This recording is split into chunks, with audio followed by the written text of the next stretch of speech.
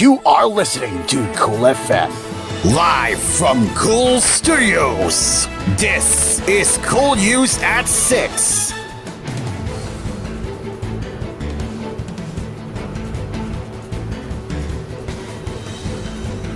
Good evening and welcome to Cool News at 6.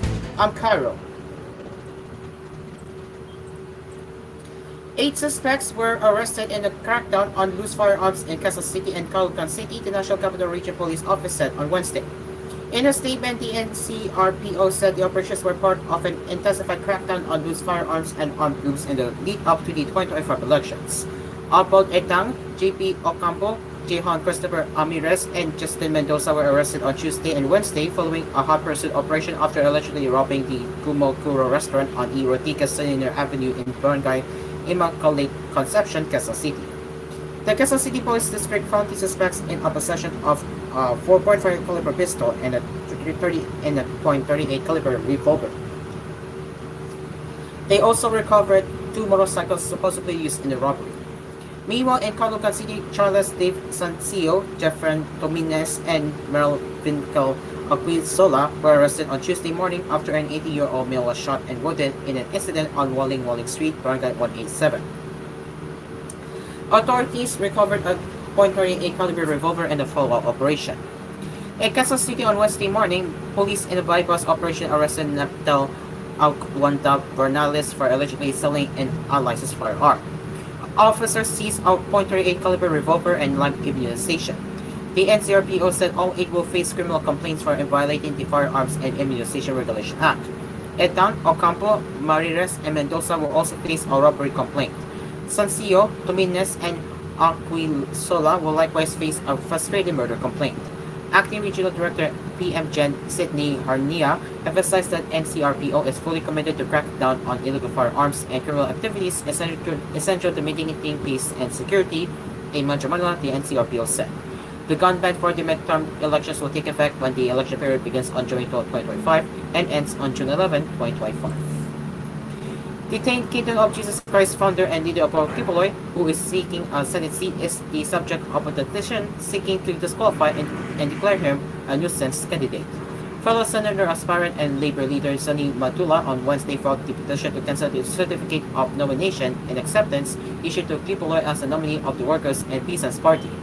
The certificate of nomination and acceptance issued to respondent Pastor Apollo C. Kibuloy must be cancelled principally on the ground and he be disqualified from running as a senatorial candidate because of material misrepresentation, the 9-page petition obtained by Inquirer.net said.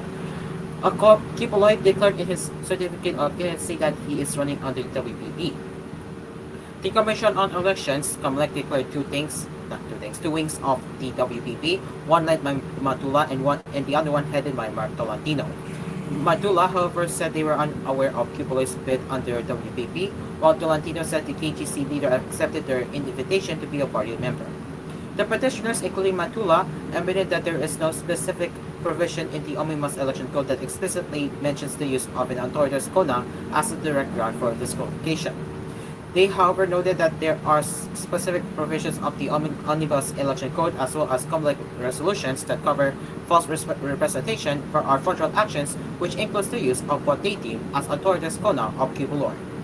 They also maintained that Kibuloy could be declared as a nuisance candidate since he cannot campaign during his incarceration as he is facing several criminal charges in court. He is exploiting the electoral process as a smokescreen to deflect attention from the serious criminal charges he faces, the petitioner said. The Philippine National Police Internal Affairs Service should be separate from the police force so that investigations into PNP personnel would be independent and transparent, former Senator Pamphilo Locsin said on Wednesday. During the Pandesal Forum in Quezon City, Locsin explained that the IAS of other countries' police force usually strike fear among officers as they know that it investigates intently and independently. This is not the case in the Philippines, Locsin pointed out. I think the PNP law should be revisited. Let us connect the Internal Affairs Service. We have that, but it is not functioning properly. It is still under the control of the GPNP, but it should be a separate service wherein its personnel can conduct inquiries or investigations against erring policemen independently, Locsin said in Filipino. In the United States, if police officers hear that the Internal Affairs will conduct a probe, they are alerted, frightened, because they know it will be a legitimate investigation, he added. Luxon also pointed out that personnel assigned to the IAS should not be allowed to return to the PNP's regular service and vice versa. Our internal affairs service here, the head also has a director general rank, but his personnel comes from the PNP. It might be better if it is an independent agency, separate from the service, where its officers cannot return to the PNP and cannot be reassigned so that the investigation will really be independent. The PNP IAS currently has its hands full due to recent revelations at the House of Representatives Quad Committee hearings, particularly about the killing of former Tononan, Pampagas Mayor Antonio Halili in July 2018 and the assassination of former Philippine Charity Sweepstakes Office Board Secretary Wesley Barayuga in July 2020. The IAS is currently investigating both incidents. At the Quad Committee hearing last September 27, Police LT Colonel Sandy Mendoza claimed that former Police Colonel Rowena Garma and recent National Police Commission Commissioner Edilberto Leonardo masterminded the killing of Barayuga. Barayuga was Board Secretary when Garma was PCSO's General Manager. Garma and Leonardo have denied knowledge and involvement in the killing. My conscience is clear, Senator Ronald Bato de la Rosa repeatedly said on Wednesday regarding his alleged involvement in extrajudicial killings during the Duterte administration's war on drugs. Contrary to claims by some members of the House of Representatives, de la Rosa said there was no evidence that would directly link him to alleged killings. He said his only brainchild when he was the head of the Philippine National Police was the Oplang Dokhang or the Knock and Plant program.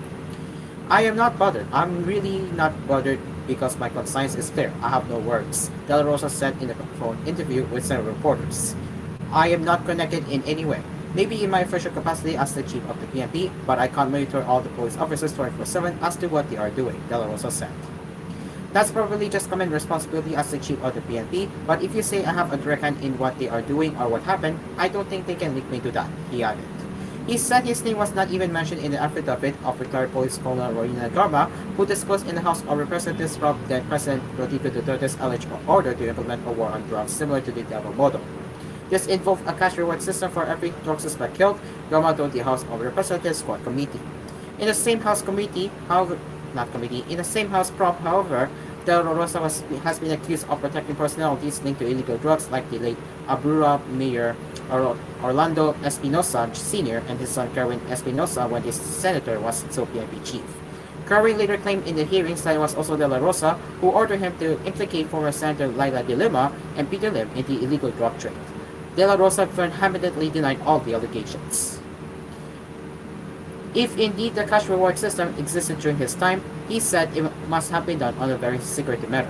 But honestly, if there's anything like that, I was not involved. But if you ask me whether it exists, I can say that it does because to my knowledge, it really doesn't exist, at least not to my knowledge, he pointed out in Filipino.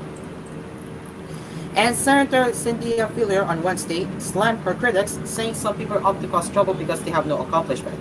She was referring to people who criticized her over a viral video where she was seen implementing a security guard in BF Resort Village. They have nothing to do. They want to fight, but there's no performance to show. So what they do instead is to discredit. Villar said in an unabashed interview after the Department of Agriculture Reform's 2025 budget hearing. According to the senator, the incident occurred because they were being prevented by the security guard from entering and exiting the subdivision. You are. Because our security guards wouldn't let us enter or exit our subdivision, where are we supposed to go home? That's why I scolded them. That's against the law, Villar explained. In 2023, another video of Villar berating security guards in Bia Resort Village also went viral. She was seen instructing the guards to remove metal barriers along one of the village secrets. She explained that the gate was blocking the road leading to a composting facility she had built years ago. It is now 6:10 in the evening and we will be right back right here on koolNews at 6. Stick around, people.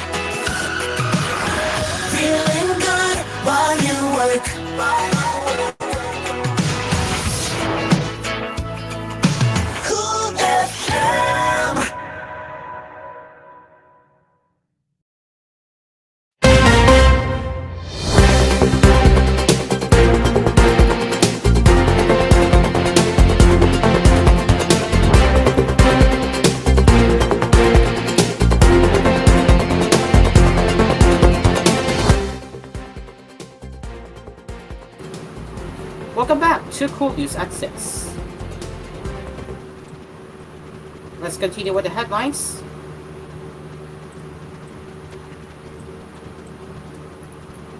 Farmers and fishers groups observing World Food Day on Wednesday pinned the blame of the country's food insecurity to the government and called for stronger support for the agriculture sector and end reliance to importation. World Food Day is celebrated every October 16 to mark the founding of the UN Food and Agriculture Organization. Progressive agriculture groups Kilusang Magpupukit ng Pilipinas, Amihan National Federation of Peasant Women and Babangsang Lakas ng Kilusang Mamalakaya ng Pilipinas, in statements on Wednesday, urged President Ferdinand Bongbong R. Marcos Jr. and the Department of Agriculture to boost their local food production. Marcos truly doesn't care about people's right to food.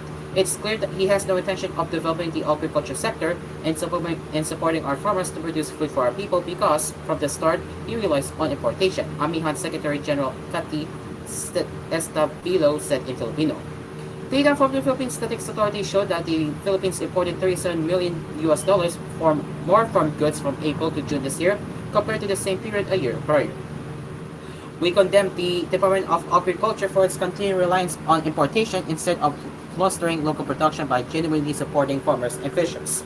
But Pamalakaya, Vice Chairperson Ronald Arambulo said also in Filipino. The President envisions that no Filipino will go hungry by 2027, but how will this be if the DA and the government's programs always fail to lower rice prices? Marcos Jr.'s promise to lower rice prices to 20 pesos per kilo will always be torn in his chest, the KMP meanwhile pointed out. Last year, the Department of Social Work and Development rolled out food stamps as part of the Wala Gutom or No Hunger 2027 program. Marcos declared it a government flagship project. Lowering the price of rice to 20 pesos per kilo was a key promise made by Marcos in his 2022 presidential campaign. Only 4% of Filipinos believe the president kept his promise, according to a July 2024 Pulse Asia survey. A recent social weather station survey showed that 46% of Filipino families describe themselves as food poor and 70% as food borderline. A previous SWS survey showed that more families reported experiencing involuntary hunger at least once, from 14.2% in March to 17.6% in July this year. Additionally, a United Nations report said 51 million Filipinos experienced moderate to severe food insecurity from 2021 to 2023, the worst in Southeast Asia. The first meeting of the Loss and Damage Fund Board, hosted by the Philippines, is set for December, the Department of Environment and Natural Resources said on Wednesday. The LDF Board was created at the United Nations Climate Change Summit in Dubai last year. The board is a financing facility made by the United Nations to help vulnerable countries cope with the increasing costs and damage caused by climate disasters. The Philippines was elected to host the LDF board as announced by President Ferdinand Marcos Jr. last July. We are finalizing the host country agreement and that will be signed between the United Nations Framework Convention on Climate Change and ourselves as the host country for the fund board, DENR Secretary Antonia Yulo Loizaga said in a press briefing. Once that is in place, the first board meeting will be held here in the Philippines. So in December, there will be a meeting here in the Loss and Damage Fund Board. We will be the host, and we hope that certain agreements will be reached, she said in a mix of English and Filipino. Some of these agreements will be regarding the sources of funds and the countries that would use them, she said. Right now, the funding of the board is still at around less than $700 million. Most of that will actually be used in setting up the operations of the fund, Yulo Loizaga explained. Former Associate Justice Antonio Carpio on Wednesday said the televised Quad Committee hearings could be used by the International Criminal Court in its investigation into crimes against humanity allegedly committed by former President Rodrigo Duterte during his administration's bullying war on drugs. Well, because the Quadcom hearings are televised proceedings can be submitted, Carpio to reporters in the One Sabayan press conference in response to a question on whether the committee hearings can be used by the ICC. Like before, President Duterte was interviewed and he said, "I was the one who ordered that. That's an admission, that's an extrajudicial confession, that's admissible," he added. However, Carpio expressed hope that the submission of the Quadcom investigation to the ICC will be done officially. "I hope that we officially submit the committee transcript and the video. I hope we do that officially," he said. Carpio's pronouncements came after retired police colonel Rowena Garmas recently exposed before the Quad Committee where she revealed that Duterte offered cash rewards for every drug suspect killed in his administration's brutal war on drugs. But despite the bombshell, Malacanang on Monday said it has no intention to rejoin the ICC even amid calls to have President Ferdinand Marcos Jr. officially submit the House Quadcom investigation findings as part of the international court's case built up against Duterte. During Duterte's term and the infamous drug war, government records show that at least 6,200 drug suspects have died in legitimate anti-drug operations. However, many human rights groups claim that the actual number of individuals slain during the drug war can be between 12,000 to 30,000. A University of the Philippines study on July 23, 2021 even revealed that the drug war had killed an estimated 2 people each day.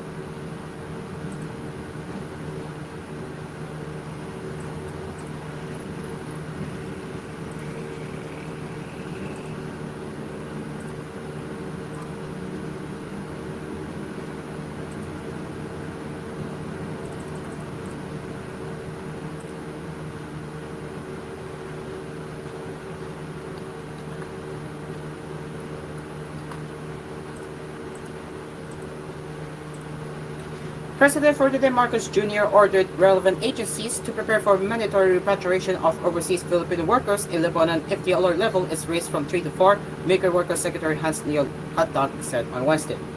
Under Alert Level 3, repatriation is not yet mandatory.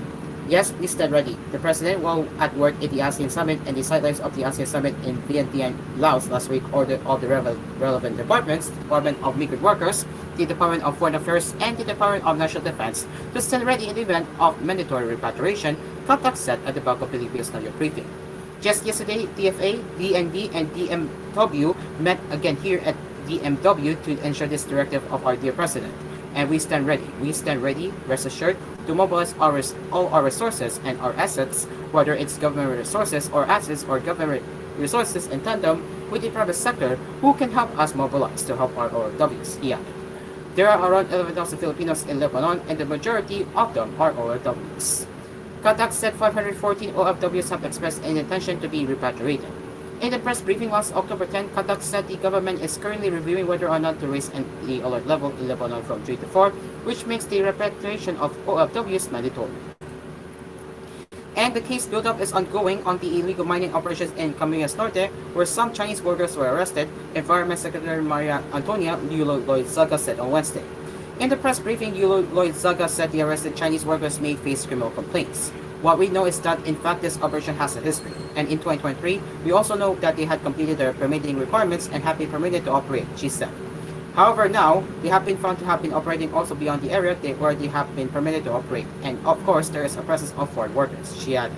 The chief of the Department of Environment and Natural Resources did not disclose the name of the mining company. She only said it is a small-scale operation where heavy local government and local community components might be involved. Last October 13, authorities arrested 11 Chinese workers for their alleged involvement in the illegal construction of a mineral processing plant in Camarines Norte. It was a joint operation of the Bureau of Immigration, Presidential Anti-Organized Crime Commission, Armed Forces of the Philippines, and the Philippine National Police. Lloyd-Zaga said another mining operation at the boundary of Cagayan de Oro and Iligan was blocked by authorities. Foreigners were also discovered working there. She did not provide details about it.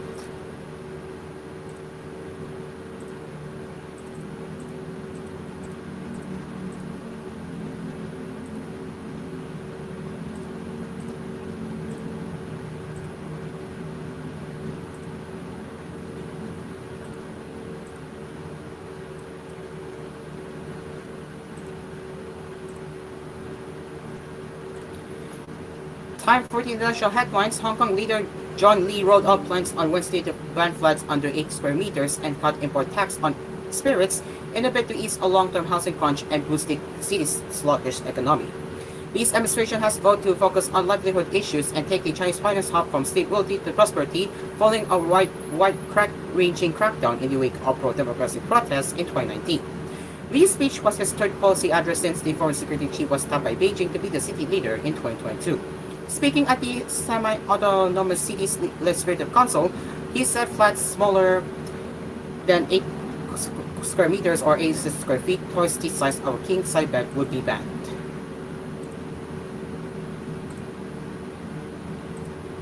Registered landlords will be given time to make sure their subdivided flats meet the minimum size and other conditions, and including having windows and independent toilets. Chinese President Xi Jinping has ordered Hong Kong to resolve its long-standing housing woes.